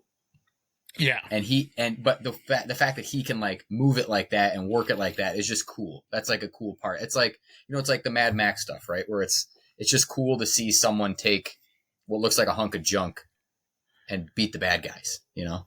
Absolutely. Yeah. And when he's flying around and cranking things and putting up masts and making moves on that thing and then using the like, the projectile, to hit the helicopter and doing all these things. And there's some neat storytelling stuff there too. Yeah. Because like you said, all these like jet skis are under the water and they have these breathing tubes. And then like that feels like Dune stuff where they're like under the sand and, Sure. you know, it's inventive, fun stuff. And equally in that same moment, there's some stupid shit. For example, why do they need to grab dead guys and pretend that they're waving? Yeah. Like, why do they need to hook them up like marionettes? Can't they just pretend to be the people Can't they just and wave? Yeah. They don't know that you're specifically the bad. Yeah. And I think that comes out what I always like watching it again and like Dennis Hopper is great in this movie. And I honestly wish, I wish he had more screen time. I wish the movie was, maybe Costner wanted his face on the screen more, but Dennis Hopper, goofy villain, is great. Because he doesn't come across as like dark evil, but he's like goofy evil, and it's awesome. You know, he's got that freaking eyeball. Like, you know, they stick that weird eyeball in it, and they're like, it looks great, and the kid's like, it looks like crap. Yeah, and it's like, this does look like crap. But that's hilarious, and maybe that's where like, you know, I picture him being this goofy villain to be like, let's have the dead people wave. Yeah. You know, and then all of his henchmen are like, okay, we'll just do that. Okay. Yeah, they're just dumb. Yeah. Maybe that's what it is. I want him more in that movie. 100%. Yeah. And there's weird tonal shifts in the movie where like anything with Kevin Costner, he's like dark and brooding and it feels like he's trying to win an Oscar. He's trying to like, be he's in the serious. Midst of it, so you know, anything that happens out in the ocean with him and Triple Horn's character and the little girl feels like one tone. And then when you get like the mad scientist guy, or when you get Dennis Hopper or Jack Black or any of these other characters, they're cartoon characters. Yeah. Right? They're very cartoony and mustache twirling evil, and it's fun, and I'm on board for it. But then you get the scenes with the Kevin Costner characters, and some of the other scenes just don't. Yeah, they feel like they're in a different movie. Yeah, I think you're right. Maybe that's what it is. Because there's times where like, you know, Kevin Costner almost like sells that girl to this guy. You know what I mean? Like that's a serious scene. You know, and then you know. 20 minutes later, he's teaching her how to swim. You know, like, yes, which is also 100%. Absurd. You don't live in a place called Waterworld and not know how to swim. Okay, I'm not buying that this 9-year-old girl, 10-year-old girl doesn't know how to swim. Okay, it's literally the only thing that you need to do to live. Yeah, like, she's the only person in this entire fictional you need thing food, water, and you need to be able to swim. Otherwise, you're dead. Those are the three things. Yeah. Yeah, and there's like moments. There's at least one, maybe two moments where he's like totally fine and you buy it that he's going to leave them for dead. He's like, doesn't matter. The girl's dead. The woman's dead. Doesn't matter. I'm over it. He's moving on. And then moments later, he's like just saving them or doing something different. So there's like these massive character tonal shifts and tonal shifts in the actual tone and vibe of the movie. Yeah. But like you said, that struggle movies. is only with his character and no one else has that development, and it seems weird that he would be the only person that would have that. Yeah. But there's some weird stuff in this movie. Everything with that mad scientist guy, as much as I kind of like his performance, like was it really just turn it upside down? Was that the solution? You didn't think of that? You didn't think of like just turning it? Yeah. It's like, oh, they just drew it upside. Oh, okay. Oh, we turned it upside down. It's not like we were playing some we're playing some exit game, you know, or unlock trying to like, oh, just turn it around. Oh, duh. Yeah. And then like this mysterious girl with a tattoo, like, is that seems weird too. It's not even like played as a birthmark. Right. You know, like a mysterious, magical, oh, this person has a birthmark and she's rumored to be the one to blah, blah, blah. No, she has a tattoo. Like, who's giving tattoos? When she was little. Right? She's what, 6? 8? Yeah. Yeah, and then what does that end up being, like, so her parents fast at or that something age, did the it? tattoo would probably be all morphed and... Yeah. Is that how it ended? Like the parents ended up tattooing her or something? I don't remember seeing that. I don't know. How did she get the tattoo? That's another weird thing. And I don't know. And like, why would you even do that? Like if you're a parent or a guardian or like, were they going for a ride and they didn't want to get lost and make sure they could find their way back? I don't know.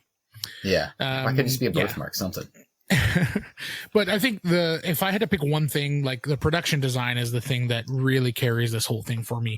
Every new location, every new vehicle, every new character, everything looks cool. It looks lived in. It does. It looks like it belongs in that world. And I'm a big fan of the creative use of all these different things. I'm trying to think of examples, but the machine that he uses to turn his pee into water is pretty neat. The rules which they live in this world, when you approach somebody, there was to trade or something, or to like trading, acknowledge and each other and trade. And you going to that small village where he first meets, the woman and her daughter, of just like what they need, and then like the whole bartering system of like, all right, how much is this? Half of whatever you have. Like it's there's not a price, right? This is what you're going to give me, half of what you have.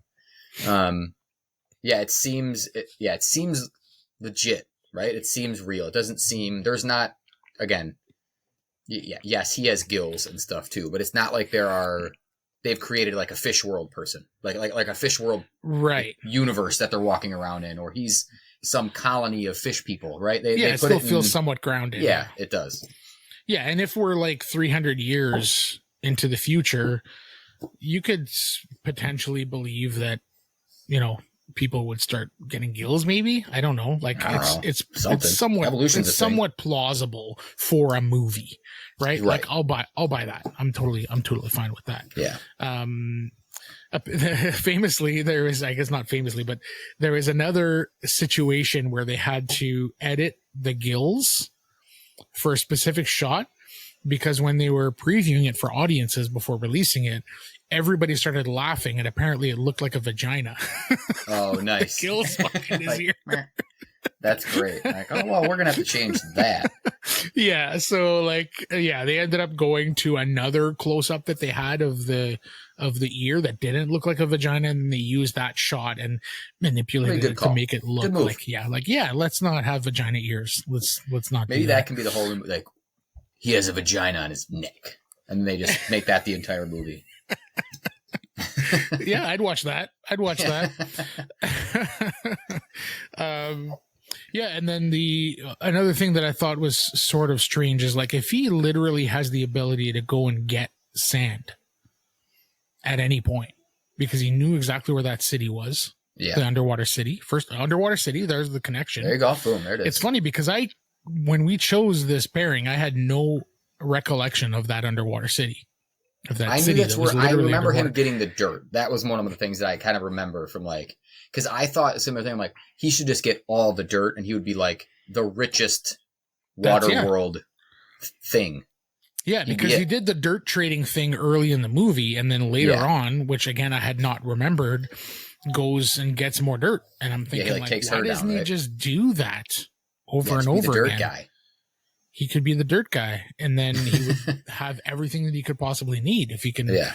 Because the one time he went with one little thing of dirt, he got tons of stuff. Right. Tons of water and all these things. Everybody was shocked with the dirt. So that seemed kind of like a weird story choice. There's just tons of weird story choices. Right. But primarily the one that really, the thing that I had the hardest time swallowing on the story front was the whole idea that multiple occasions he's like, I'm a man on my own, I'm for myself, I don't give a shit what happens to these people, literally leaves them for dead. And for no reason, he didn't have like a near-death experience or like a situation that would change his mind. He just decided that he was going to go and save them and help. Mm-hmm. For no reason, and put his life in danger when moments before he didn't care at all.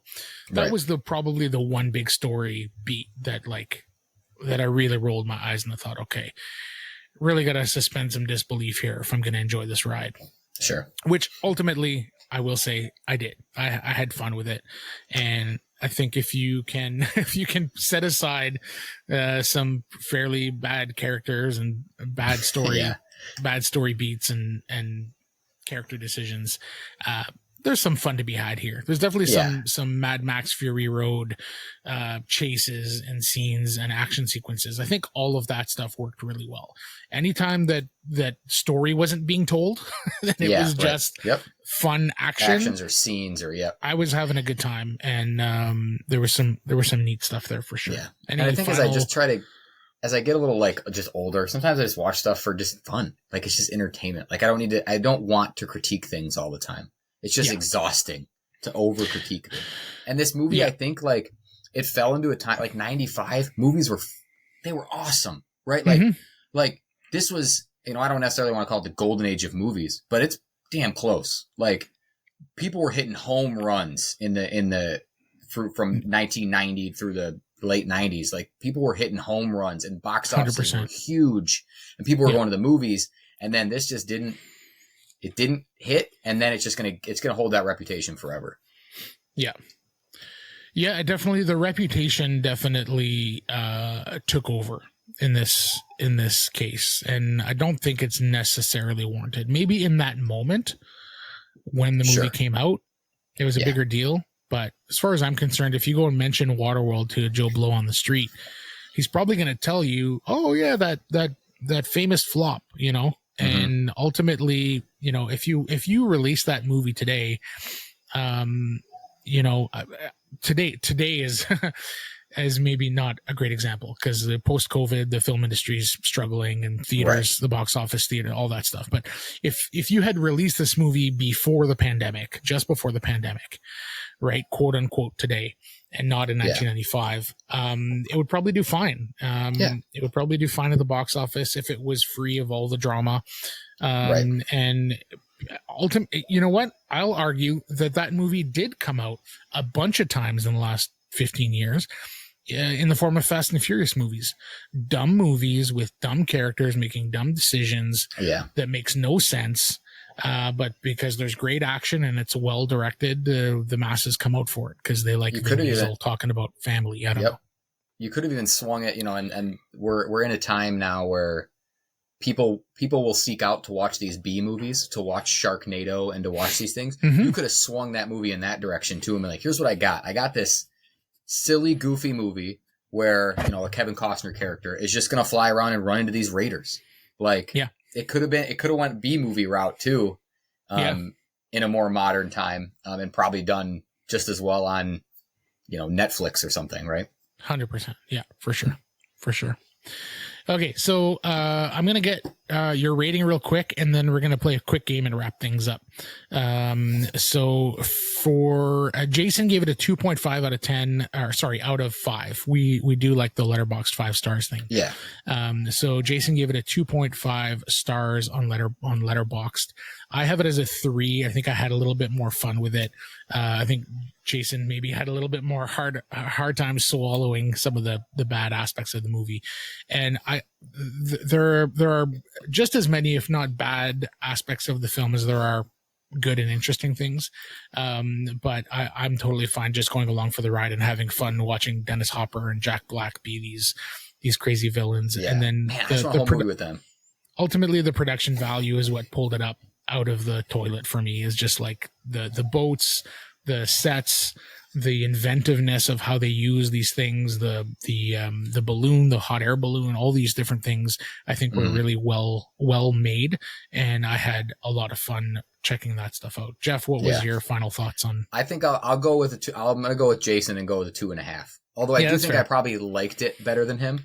But I think, looking at 2.5 out of 5 is a 50%. I think they swung and missed on about half the movie. Yeah, you're probably right. Yeah. And just like you said, like, oh man, this character, why can't this girl swim? Like these little details that were just missed constantly. And you're like, not thought through enough. Yeah. Can you just tweak it up a little bit? Like you didn't tighten the screws on a lot of the stuff, but on the other side, it's fun to just watch. If you turn your brain off.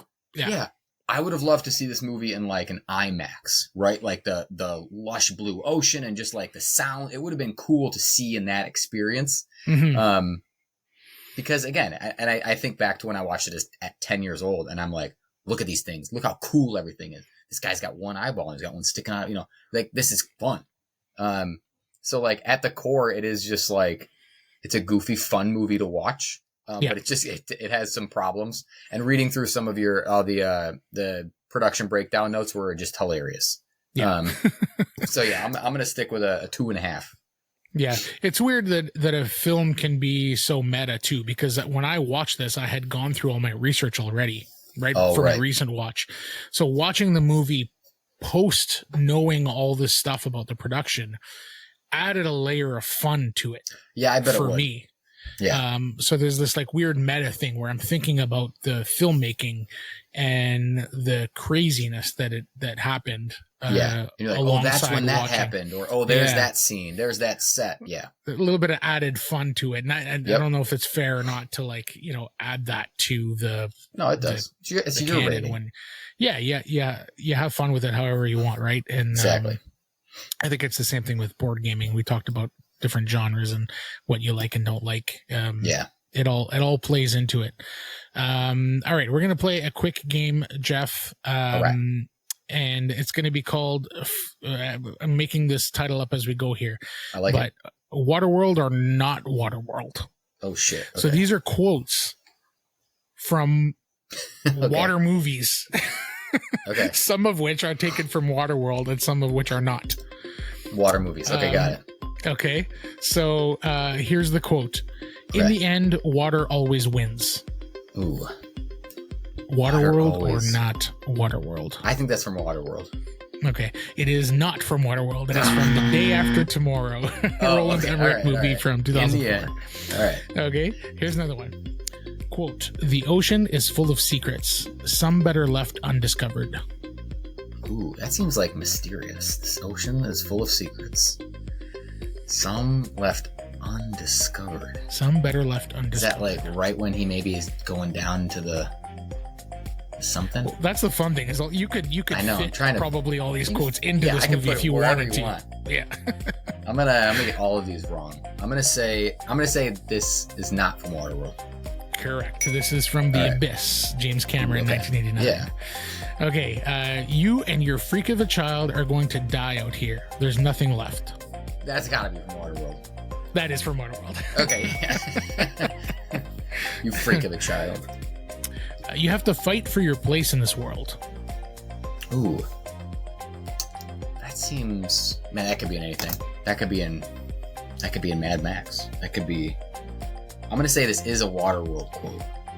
Should have went with your gut. It's from Mad Max Fury Road.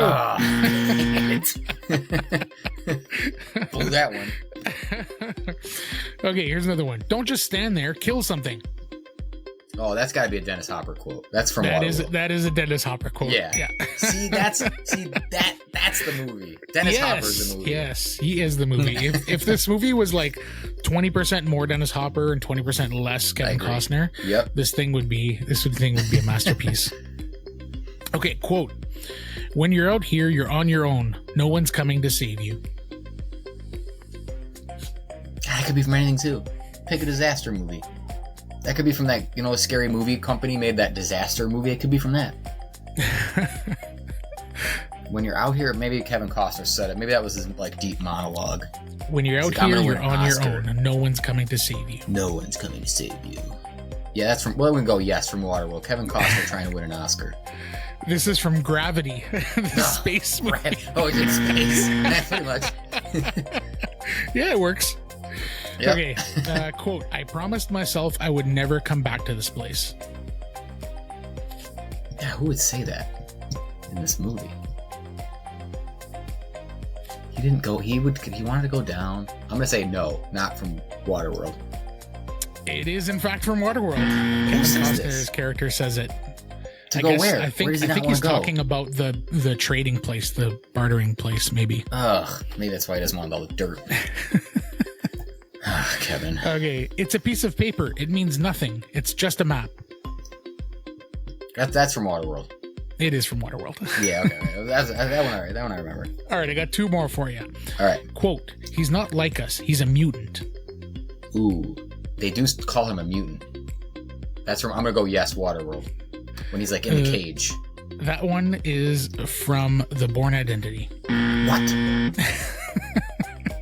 I bet they say something like that. When he's up in the cage. I'm going to make you rewatch the movie going yeah, like... with his, with his vagina neck in the cage. They have to do something like that. Yeah, I'm going to rewatch that. Okay, last one. Quote, there's something off about that child. She's a real freak. You want to say it's about her, and then it's not. You want me to think that it's about the girl. I'm going to go no. I'm going the opposite. No, it's not from Waterworld. You're correct. That is from The Ring. Okay, The Ring. Man, great. Yeah, so I guess these weren't all water movies. There's some space, some good. Horror. Yeah. Yeah. Yeah, so that was my little game. That's fun. Yeah, so thank you, Jeff. That's going to wrap things up. Thanks for hanging out with me. This was a ton of fun. We're going to have you on again for sure. Yeah, it's been great. Thanks. Yeah, so any final thoughts? I guess let's give you an opportunity to maybe plug your stuff, your podcast. Tell us about the Gamecasters. Yeah, sure. I am the Mad Board Gamer on Instagram, so just at Mad Board Gamer on Instagram. Just do, what everybody else friggin' does on Instagram, take pictures of board games and talk about it. And then I'm also on a podcast called The Gamecasters, which, I'll toot our own horn. We were nominated for a Golden Geek this past year. So well we were in deserved. the top 10 for that. Thank you.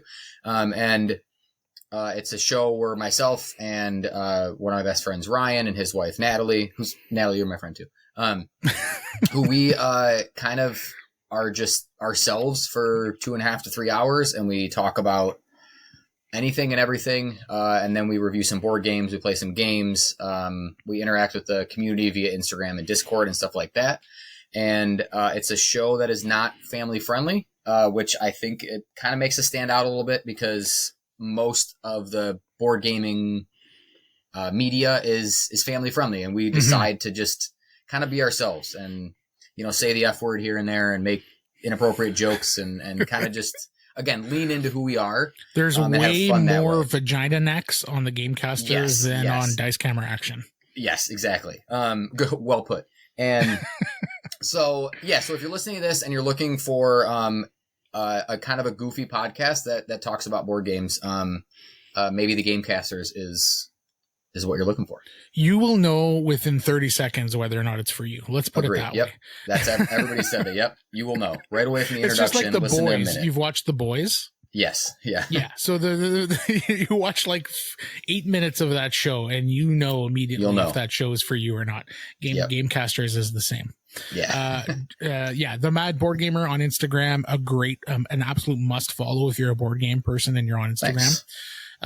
So thank you. If you're enjoying the podcast, please take a few minutes to rate, review on whatever platform you're listening on. You can follow us on Instagram at Dice Camera Action Pod. And if you have any feedback or comments or would like to suggest a movie game pairing, email us at dicecameraactionpod@gmail.com. Thanks again, Jeff. And thank you everybody for listening. Take care.